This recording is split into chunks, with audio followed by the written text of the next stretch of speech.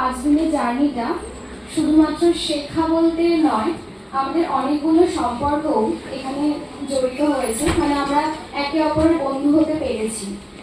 Sir ম্যাডামরা যে শুধু sir madam সেটা নয়, তারাও আমাদেরকে বন্ধুর মতো করে আপন করতে পেরেছে।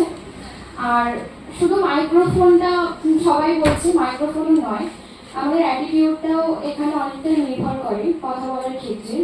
এবং কথা বলার লিমিট, সব থেকে বড় কথা এখানে সময়টা খুব মেনটেন করে। প্রতিটা ক্ষেত্রে সময় আমাদের কাছে খুবই গুরুত্বপূর্ণ। এছাড়াও আছে আবহ,